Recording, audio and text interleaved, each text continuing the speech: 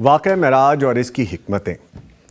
ہمارا ایمان ہے کہ معراج کا جو آج ہم ذکر کریں گے، معراج کا جو معجزہ ہوا وہ نبی کریم صلی اللہ علیہ وآلہ وسلم کو اپنے جسم مبارک کے ساتھ معراج کرائی گئی، یعنی کہ یہ کوئی خیالی بات نہیں ہے اور یہ حقیقتاً بلکہ جسمانی معجزہ ہے۔ اس معراج کے حوالے سے ہم نے جو پہلی بات کی، اس کے ساتھ دوسری بات یہ میں انٹرلنک کروں گا کہ اللہ رب العزت نے نبی کریم صلی اللہ علیہ وآلہ وسلم کو اتنا کچھ دیا کہ جس کا ہم تصور بھی نہیں کر سکتے، اور جو معراج میں ہمیں دیا گیا، اس معراج کے حوالے سے جو ابھی ہم ڈسکس بھی کریں گے، ہمیں معراج میں جو شب معراج ہے ہمیں 5 نمازوں کا تحفہ دیا گیا، اور وہ تحفہ کہ ہم 5 نمازیں اگر ادا کریں تو اس کو ہم 50 نمازوں کی ہی فضیلت جانتے ہیں۔ اب ہمیں سمجھنا یہ ہے، مجھ سے بہتر جو میرے معزز مہمان موجود ہیں وہ ہمیں سمجھائیں گے کہ اس نماز میں اللہ تعالیٰ سے کلام کیا کرنا ہے، یہ اللہ تعالیٰ سے ملاقات ہے، اور اس ملاقات کا طریقہ ہمیں سیکھ لینا چاہیے۔ اگر کمی ہے تو اس کو ٹھیک کرنا چاہیے۔ ساری چیزوں کو ہم سیکھنے کی کوشش کریں گے، جاننے کی کوشش کریں گے۔ بڑی پیاری شخصیت ہمارے ساتھ موجود ہیں جو ہمیں یہ سمجھا دیں گی اور بڑا واضح کر کے ہمیں سمجھ آئے گا۔ قاری شفیق الرحمان الوی صاحب اسلامک اسکالر ہیں اور جب بھی آتے ہیں ہمیں کچھ نہ کچھ سکھا کے جاتے ہیں۔ آج بھی ان سے سیکھیں گے، ان کو ویلکم کریں گے۔ سر السلام علیکم۔ وعلیکم السلام۔ کیسے سر آپ؟ خیریت سے؟ الحمدللہ، شکریہ۔ سلامت رکھے۔ ارے جزاک اللہ، بہت نیک دعائیں، خوبصورت دعائیں آپ دیتے ہیں، اور جب آپ آتے ہیں تو ہم سمجھ بھی لیتے ہیں کچھ چیزیں آپ سے اسی طرح سے۔ الحمدللہ، اللہ جزاک اللہ۔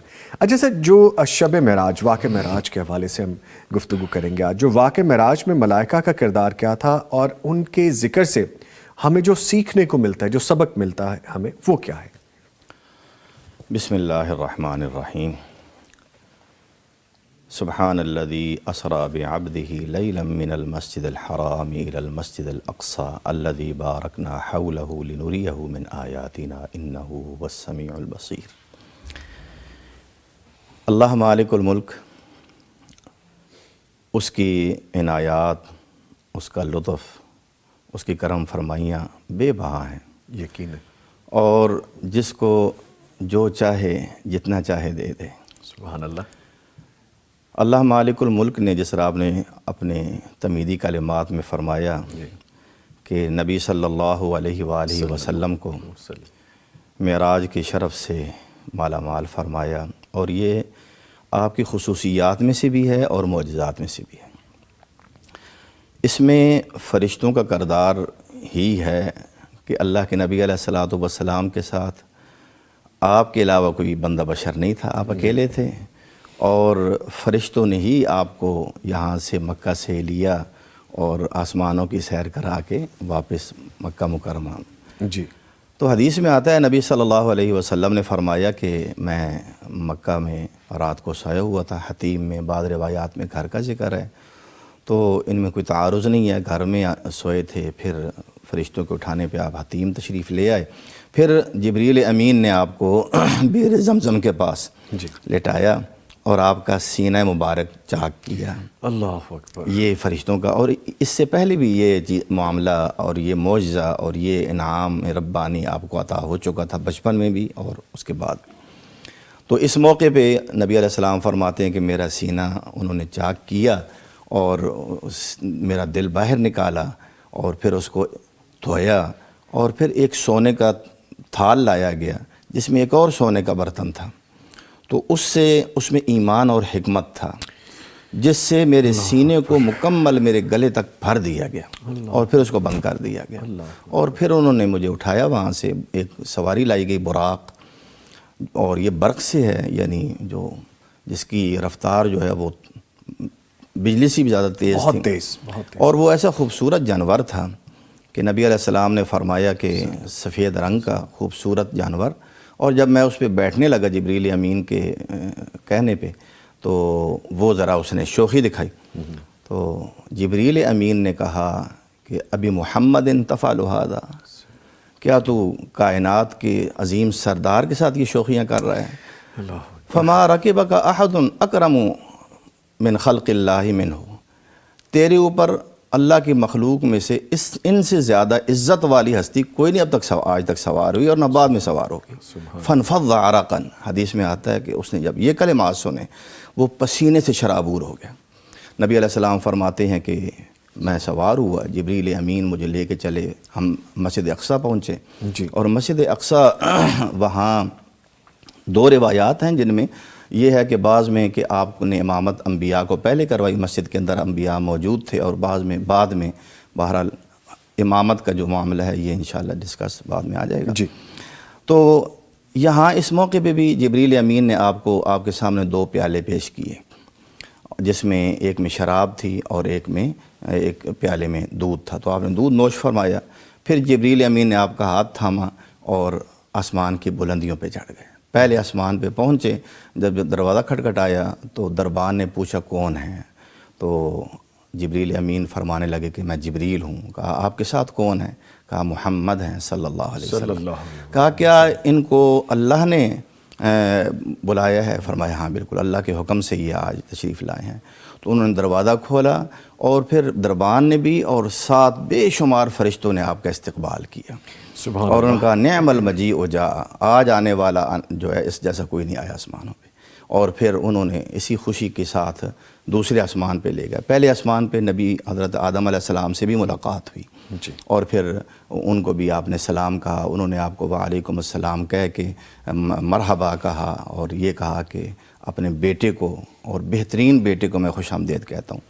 پھر ایک ڈیٹیل میں ہم جائیں گے تو بات لمبی ہو جائے گی۔ دوسرے ماشاءاللہ اتنا محو ہوں کہ میرا تو دل کرے کہ بس آپ یہ بولتے جاؤں اور میں سنتا جاؤں، اتنی خوبصورت ہے ساری تفصیلیں۔ Please carry on. دوسرے آسمان پہ کی بھی یہی کیفیت تھی، دروازہ کھٹکھٹایا، فرشتے نے وہی بات پوچھی، وہی جواب ملا، اور پھر جب دروازہ کھولا گیا تو ان فرشتوں نے آپ کا استقبال کیا، ماشاءاللہ مرحبا کہا، اہلاً کہا، اور نعم المجیء جاء، یہ الفاظ سب کے تھے کہ آنے والے کے کیا کہنے، آج آنے والا ہے، سبحان اللہ، جس کا یعنی انتظار تھا۔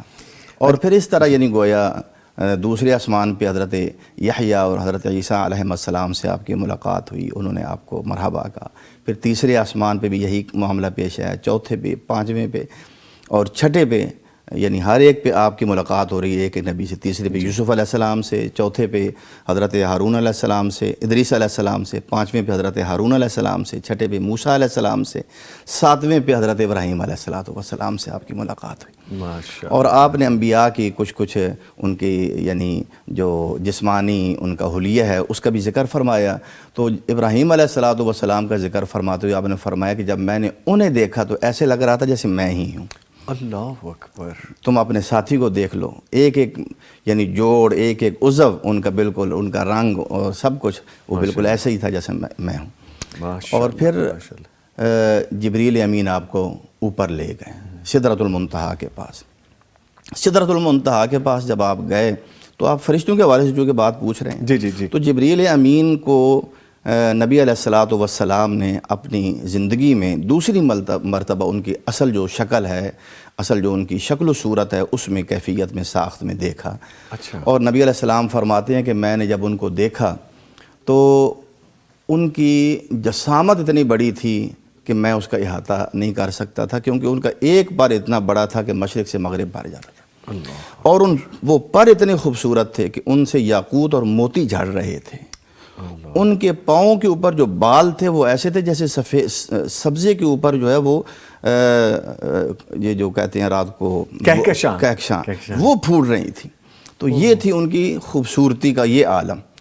اور دوسری طرف ہم دیکھیں بندگی کے حساب سے، اللہ کے نبی نے فرمایا جب میں دوبارہ فرشتوں کی مالائے اعلیٰ، وہ جو سب سے سپریم ایک جماعت ہے فرشتوں کی چنی ہوئی مقرب، ان کے پاس سے گزرا تو چونکہ سردار تو جبریل امین ہے، میں نے ان کو اس کیفیت میں دیکھا اللہ کے ڈر کی وجہ سے جیسے بالکل خشک ٹاٹ ہوتا ہے۔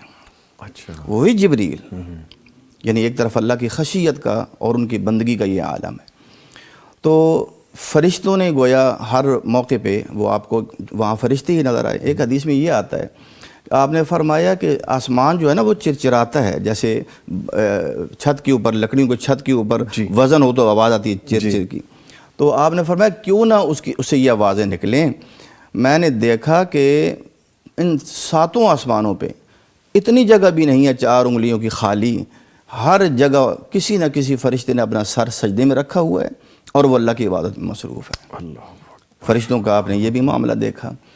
فرشتوں کی جماعت کے پاس سے جب آپ گزرتے، آپ نے ایک امت کو پیغام بھی فرشتوں نے دیا کہ ان کو ہماری طرف سے سلام بھی کہنا، اور انہیں کہنا کہ اپنی ہر بیماری کا علاج حجامہ سے، سینگی سے کروائیں۔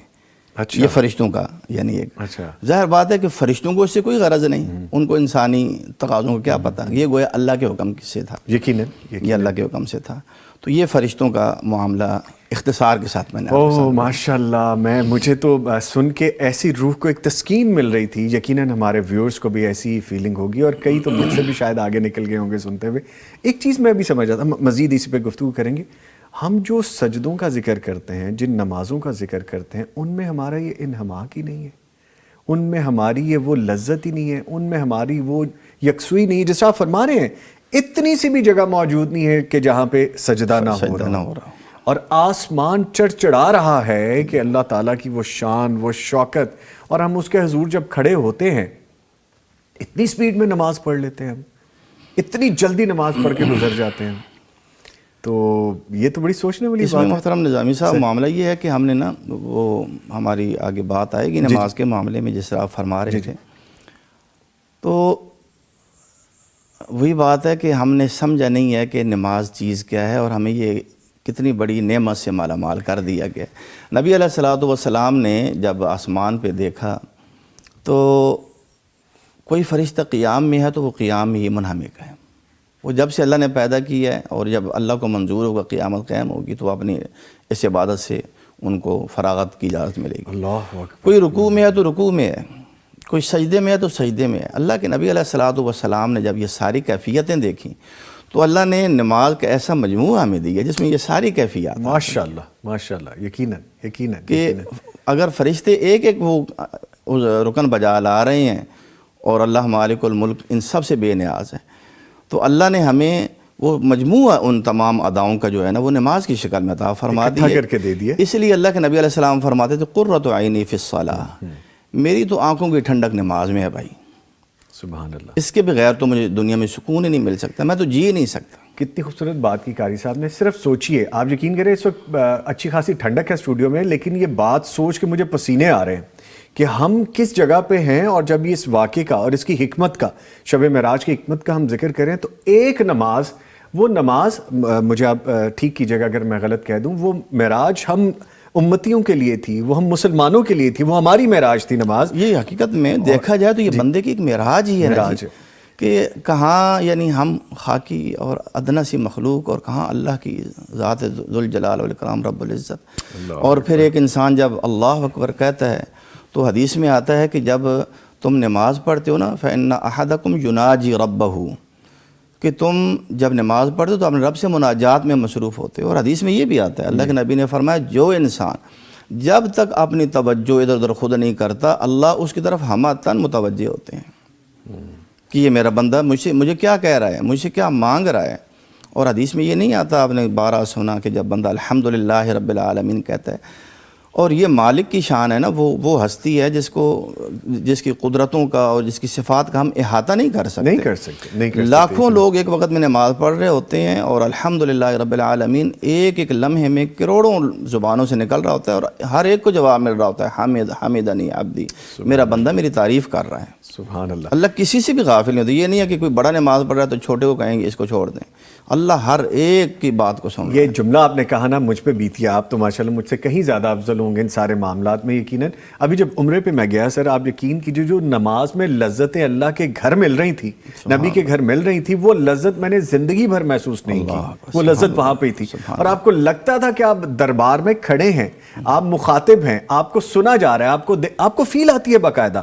تو یہ بڑی خوبصورت بات ہے۔ جب نماز کا ذکر ہی چل پڑا سر، تو پھر کہا گیا پیغمبر کی جانب سے کہ نمازیں کم کروا لیں، نہیں پڑھی جائیں گی، وہ 50 سے ہوتی 5 تک آئیں۔ اس کی تفصیل بتائیے ذرا، اس میں کیا حکمت تھی؟ جی اللہ اکبر کبیرہ۔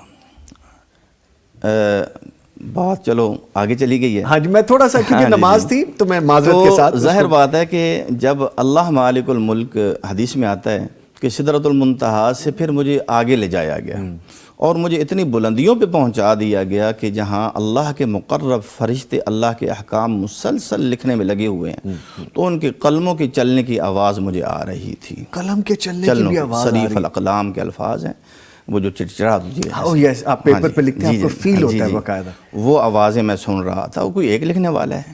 اللہ وَمَا يَعْلَمُ جُنُودَ رَبِّكَ إِلَّا هُوَ. اللہ کے کلمات تو ساتوں سمندر سار سمندر ہوں اور ان جیسے جو ہے وہ درخت بھی ہوں، اور پھر اللہ کے احکام لکھتے جائیں تو وہ نہیں کیونکہ اللہ کی ذات لا محدود، اللہ کے کلمات، اس کے فیصلے ہمیشہ. تو بہرحال اس موقع پہ اللہ آپ سے ہم کلام ہوئے. اور اس میں بھی اللہ اکبر، یعنی ایک بہت بڑا ایک سبق ہے، ایک بہت بڑا سبق ہے کہ نبی صلی اللہ علیہ وسلم اللہ سے ہم کلام ہوئے، اور اللہ نے آپ کو حکم دیا. یہ حکم تھا کہ آپ پر اور آپ کی امت پر 50 نمازیں فرض ہیں.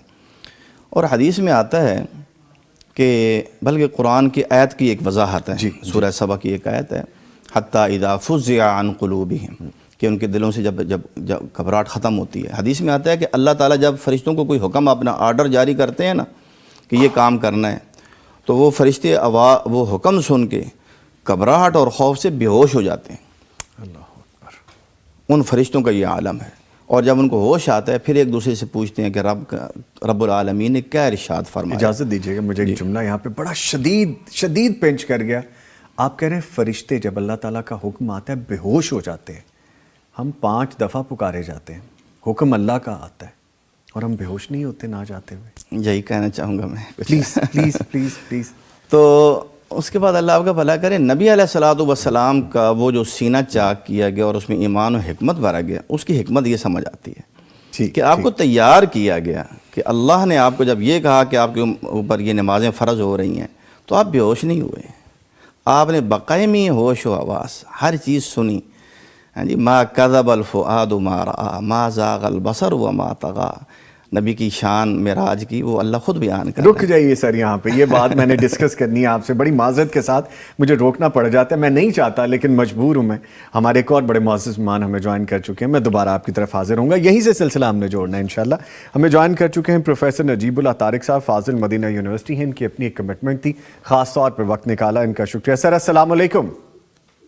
وعلیکم السلام ورحمۃ اللہ. سر بہت شکریہ آپ کا. مجھے پتہ ہے آپ کی کافی مصروفیت تھی لیکن آپ نے چند منٹ دے دیے. Thank you very much.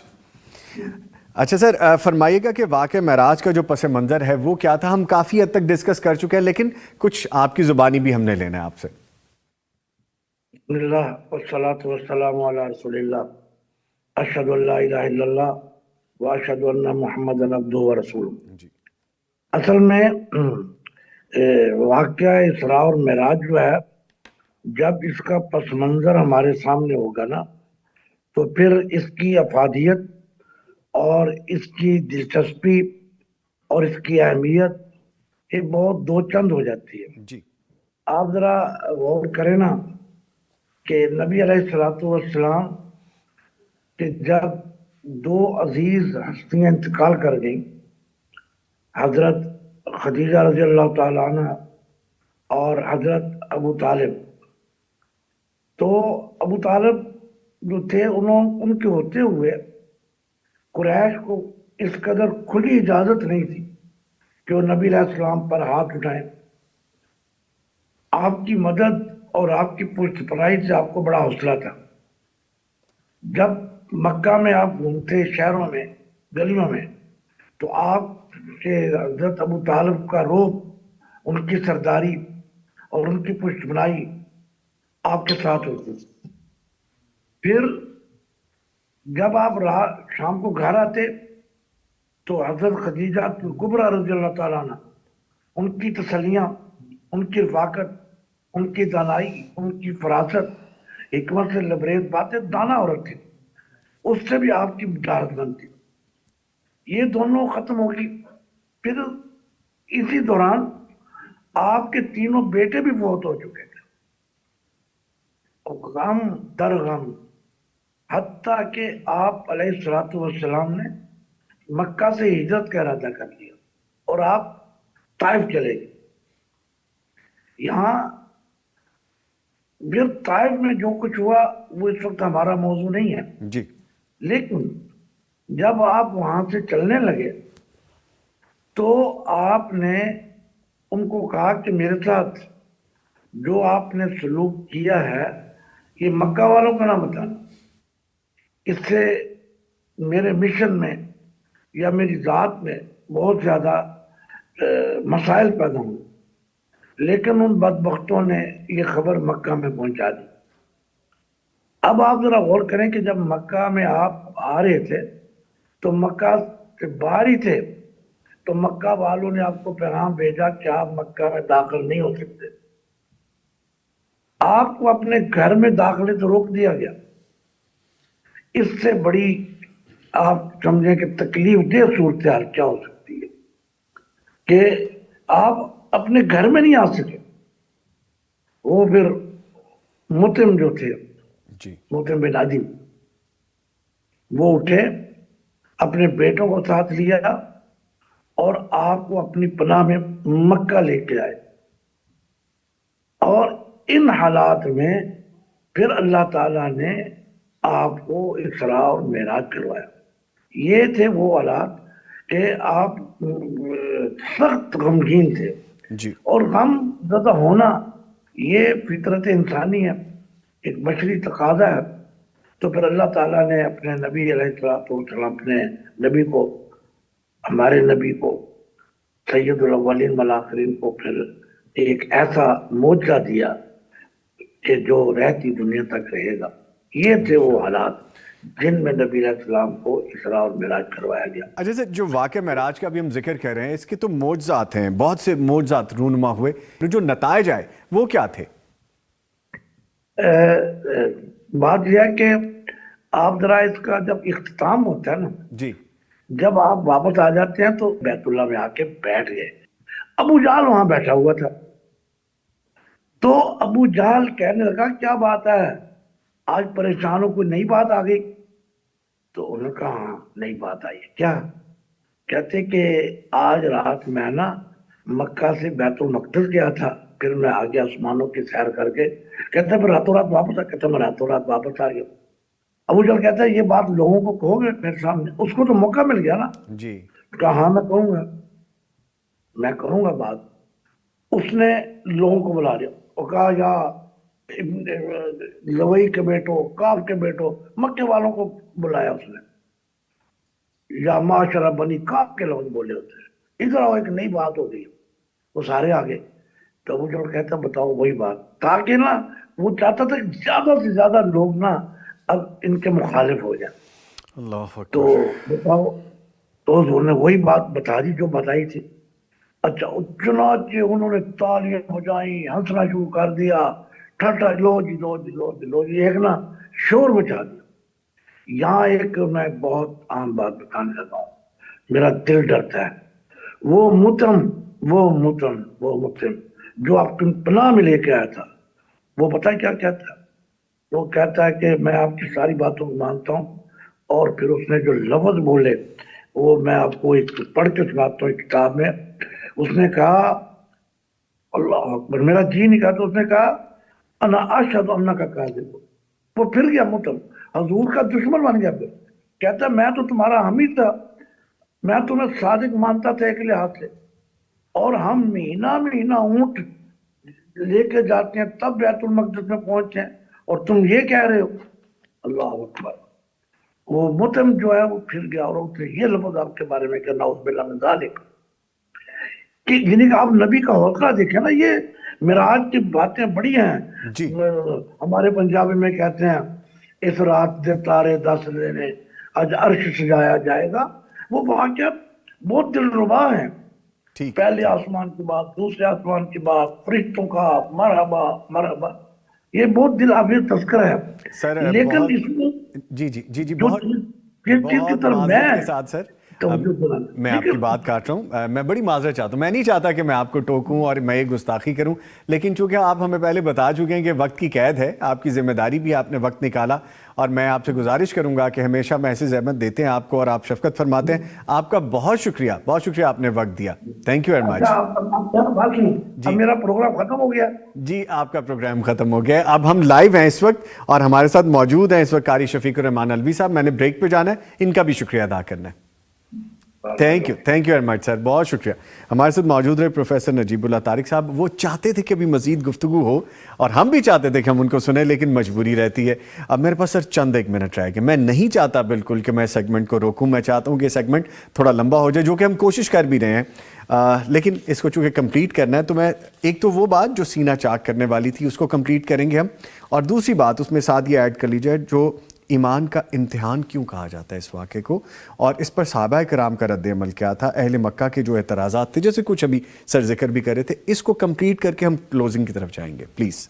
بسم اللہ الرحمن الرحیم. شق صدر کی بات تو تقریباً وہ ہو چکی تھی. جی اور یہی کہ نبی علیہ الصلاۃ والسلام نے اللہ رب العالمین نے جو آپ سے باتیں کیں اور جو احکام دیے, آپ نے بقیمی ہوش و حواس ان کو سنا بھی, سمجھا بھی, اور ان کے پورے اس کے اوپر عمل کے تقاضوں کو بھی سمجھا. یہ باتیں بہرحال اس کا یہی لب لباب تھا. چونکہ وقت کم ہے, ہم آگے جاتے ہیں.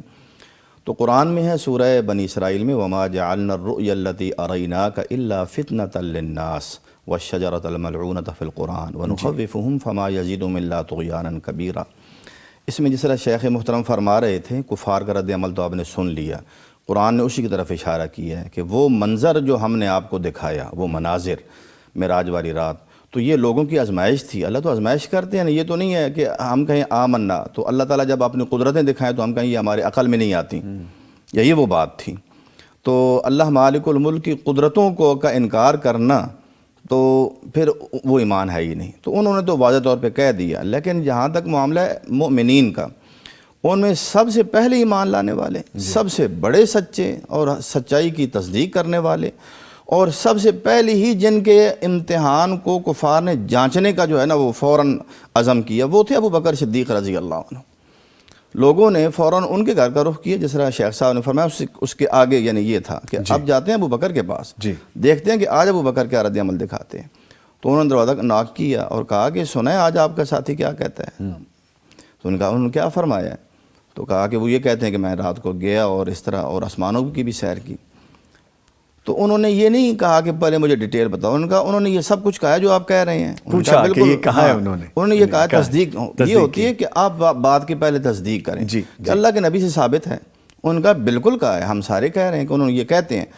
انہوں نے کہا کہ اگر وہ یہ بات ارشاد فرما رہے ہیں تو اللہ کی قسم وہ سچ کہہ رہے ہیں. وہ سچ کہہ رہے ہیں. اچھا, ان کا آپ سوچ کے بات کریں, جذبات میں نہ آئیں. ان کا میں بالکل ہوش و حواس سے اور بالکل ایمان سے بات کر رہا ہوں, اور میں تو اس سے بھی زیادہ اہم بات کی تصدیق کرتا ہوں. ان کا کیا کہ وہ تو صبح و شام ان کی طرف اللہ کی وحی آتی ہے, فرشتہ آتا ہے. ہم تو صبح و شام اپنے ایمان کو انہی کے تعلیمات سے بڑھا رہے ہیں. تو یہ کہنا جو فرشتہ نیچے آ سکتا ہے, جو جس کا مسکن اوپر ہے, اور صبح و شام آ سکتا ہے, لمحوں کے اندر آ سکتا ہے, تو وہ اللہ اپنے نبی کو, اپنے بندہ بشر کو اوپر آسمانوں پہ بھی لے جا سکتا ہے. تو اس میں تو کوئی مشکل بات نہیں, کوئی بعید بات نہیں, کوئی عقل کے خلاف بات نہیں. تو تمام مسلمان جتنے لوگ ایمان لا چکے تھے, ان میں سے روایات میں کوئی ایسی بات نہیں ہے کہ کوئی مومن مرتد ہوا ہو. البتہ وہ کفار جس طرح شیخ صاحب نے فرمایا کہ مطعم بن عدی یا اس طرح لوگ جو تھوڑے بہت مائل تھے, تو ان کے لیے یہ تھا کہ وہ آزمائش بنی اور وہ پیچھے ہٹ گئے. رہا معاملہ اہل ایمان کا, ان کے ایمان میں اضافہ ہوا.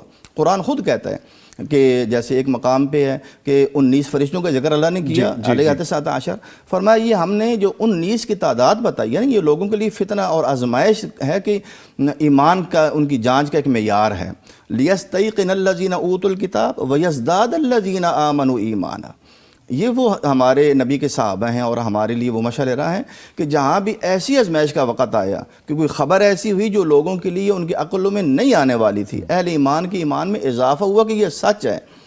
اور اس طرح جب صلح حدیبیہ کا وقت تھا, اس وقت بھی مومنوں کے بارے میں فرمایا هُوَ الَّذِي أَنزَلَ السَّكِينَةَ فِي قُلُوبِ الْمُؤْمِنِينَ لِيَزْدَادُوا إِيمَانًا مَعَ إِيمَانِهِمْ. تو اہل ایمان جو صحابہ تھے ان کے ایمان میں اضافہ ہوا. جیسے آج ہم 14 صدیوں بعد جب یہ واقعہ سنتے پڑھتے ہیں تو اپنے ایمان میں جو ہے نا ہم ایک محسوس کرتے ہیں عجیب تازگی محسوس ہوتی ہے، انرجی آتی ہے اس سے. اسی لیے کہ یہ روحانیت کا تعلق ہے. بالکل. وہ آج اگر ہمارے اندر ہم جیسے گناہگاروں کے اندر گناہوں کی وجہ سے جن کے دل بھی سیاہ ہیں اور جو یہ تصور بھی نہیں کر سکتے، اگر ہمارے اندر ایمان میں یہ تبدیلی آتی ہے اور بہتری آتی ہے اور بڑھوتری ہوتی ہے تو ان صحابہ کے ایمان کی کیا کیفیت ہوگی جن کو ان کا نبی یہ فرما رہا ہوگا کہ لوگوں میں نمازیں لے کے آئیں گے، آؤ میرے پیچھے نمازیں پڑھو. ان کی نمازوں کی کیفیت کیا ہوگی اور ان باتوں کو سن کے ان کی ایمان کا عالم کیا ہوگا. اس وقت ہماری کیفیت ہے. جی بالکل. یہ اس واقعے کو ذکر کرتے ہوئے اس کی جو حکمت تھی اس واقعے کی، وہ مجھے لگتا ہے وہ یہ تھی جو آج ہم کر رہے ہیں. جو آج صبح وطن کا یہ پروگرام ہو رہا ہے، جو پیغام ٹیلی ویژن کے پلیٹ فارم سے یہ میسج جا رہا ہے، اس وقت کی یہ حکمتیں آج بھی ہمیں سمجھ میں آتی ہیں اور یہ قیامت تک رہیں گی. قیامت تک رہیں گی انشاءاللہ تعالیٰ یقیناً. اچھا سر، ایک چیز مجھے اور بتائیے، جنت اور دوزخ وہ بھی وقت کم ہے لیکن میں چاہوں گا یہ بھی ایک میسج مل جائے. جذبات آپ کے بھی وہی ہیں جو میں محسوس کر رہا ہوں اور لفظوں میں ادا کرنا بہت مشکل ہے. آپ یقین کیجئے، آپ ہمیں ٹیلی ویژن کے اس پار دیکھ رہے ہیں لیکن اس وقت جو کنڈیشن ہے یہ کچھ اور ہی ہے. اور یہ یقیناً ایمان کی تازگی ہے، یہ ایمان کا ایک جذبہ ہے جو اندر آتا ہے. سر فرمائیے گا، جنت دوزخ دکھائی گئی، اس کا مطلب ہے، ہمیں سمجھا دیجئے گا. میں جو ریسرچ کر رہا تھا، جو پڑھ رہا تھا اس بارے میں، کہ ہماری جنت کی الاٹمنٹ کا ایک ٹکڑا ہمارے پاس موجود ہے، وہ پلاٹ ہمیں دے دیا گیا ہے. اس کے لیے اب ہم نے ایفرٹ کرنی ہے کہ ہم اس کو کینسلیشن کی طرف لے جاتے ہیں یا کنفرمیشن کی طرف لے جاتے ہیں، اور وہ ہمارے اعمال ہیں. اس کا میسج ذرا دیجئے. اللہ آپ کو برکت دے. یہ آپ نے سوال بہت انوکھا کیا ہے اور یہ حقیقتاً اس کا واقعی ہمیں، اور یہی وہ اصل اللہ آپ کا بھلا کرے میسج ہے معراج کا. ٹھیک ہے جی. دیکھیں نبی علیہ الصلوۃ والسلام کو جب سدرۃ المنتہا پہ لے جایا گیا، اب وہ تو کیفیت اس پہ چلے جائیں گے تو وقت ہی نہیں ہے. تو فرمایا عندہا جنت المأویٰ، اسی کے پاس جنت المأویٰ ہے، وہ ٹھکانہ ہے جہاں مومن رہنا ہے. تو اللہ کے نبی فرماتے ہیں پھر مجھے جنت کی سیر کرائی گئی، اور پھر اس کی اگر ایک ایک ڈیٹیل میں جائیں، وہ حوض کوثر کا اور وہ ساری باتیں کیا ہی کہنے. پھر آپ کو جہنم بھی دکھائی گئی. اور یہ دو چیزیں، یہ جو آپ فرما رہے ہیں نا، یہ ایسے ہی ہے.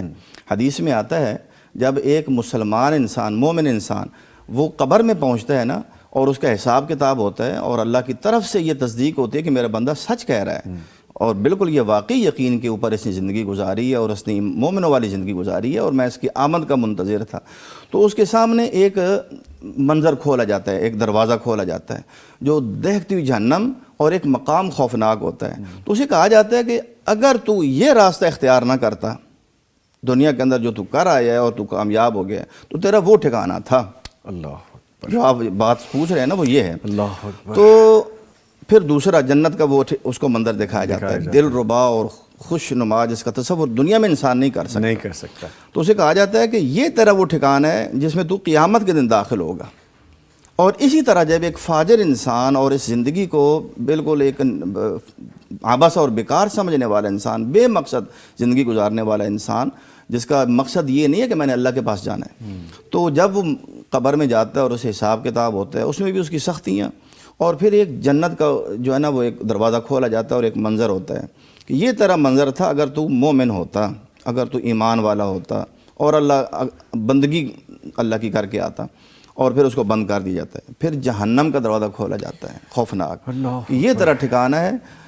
قبر میں بھی جب تک تو رہے گا اس برزخی زندگی میں تو عذاب کے اندر ہی رہے گا، لیکن اصل میں عذاب وہ ہے جو قیامت کے دن تجھے دیا جائے گا، وہ تیرا ٹھکانہ بنے گا. یہ آپ نے جو بات کی ہے اس کا یہ اللہ تعالیٰ اللہ میں پناہ نصیب فرمائے. آمین. اور جنت سر میرے پاس صرف 1 منٹ ہے، میں نے ایک میسج لینا ہے مجھ جیسے لوگوں کو جو دنیا دار ہیں، ہمارے نوجوان نسل کو، کیونکہ اب ان کا آگے ٹائم آ رہا ہے. ایک میسج تو دے دیجئے.